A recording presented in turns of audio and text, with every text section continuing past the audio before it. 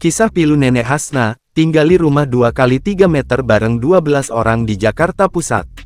Seorang wanita lansia huni rumah 2x3 meter bersama 12 anggota keluarganya.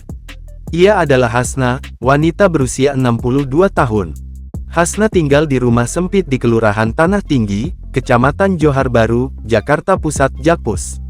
Kini Hasna bisa bernapas lega dan tak sumpek lagi. Ini setelah ia mendapat bantuan tinggal di rumah yang lebih layak dan luas setelah pemerintah turun tangan. Menteri Perumahan dan Kawasan Permukiman (PKP), Marwarar Sirait memberikan bantuan kepada Hasna. Sebab, wanita parubaya yang mengais rezeki dengan menjual kumpulan botol plastik itu menempati rumah berukuran 2x3 meter dengan 2 tingkat lantai bersama 12 anggota keluarganya. Rumah yang berada di dalam gang sempit tersebut kondisinya tidak layak huni. Apalagi jumlah orang yang menghuninya sebanyak 13 orang.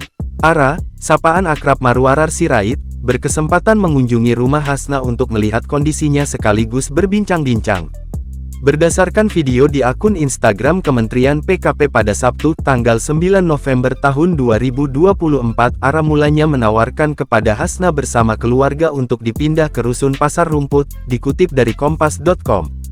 Namun, Hasna menolak karena tempat sekolah anggota keluarganya berada dekat dari tempat tinggalnya.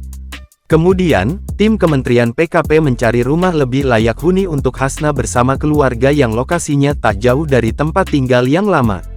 Akhirnya, tim mendapatkan rumah yang lokasinya berjarak 200 meter dari tempat tinggal Hasna yang lama. Rumah satu lantai itu memiliki ruang tamu luas, 2 kamar tidur, area dapur luas, dan 1 kamar mandi. Bu Hasna akhirnya mendapatkan tempat tinggal layak yang disewa selama 6 bulan dengan fasilitas lengkap. Bantuan ini juga dilengkapi dengan sembako dan berbagai perlengkapan rumah tangga, tulis akun Kementerian PKP.